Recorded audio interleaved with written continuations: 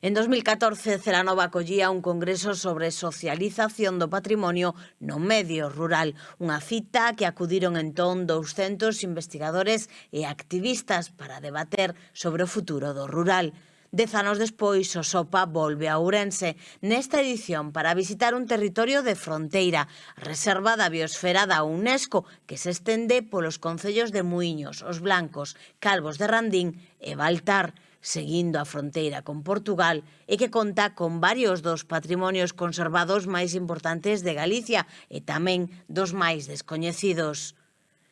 Queríamos dedicarlle esta edición ao saber maior, que consideramos o maior saber, e por eso hai un no central, uns días centrais dedicados a todos estes coñecementos que son transmitidos por pais a avós e que é moi necesario conservalos e reaplicalos, non? E respetalos. No Congreso presentaránse máis de 600 comunicacións procedentes de países como México, Colombia, Chile, Argentina, Grecia, Alemanha, Portugal e España, realizadas por case que un centenar de investigadores en ámbitos como arqueoloxía, educación ou antropoloxía.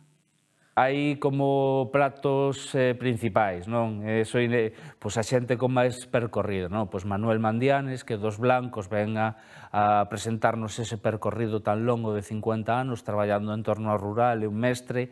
Despois temos outros platos que, por exemplo, ven o Ministerio de Cultura, o Instituto de Patrimonio Cultural de España, a presentar o seu plan estratégico para os próximos anos, vai no facer nos Blancos, o cual é un fito nun concello tan pequeno ter técnicos ministeriais, non?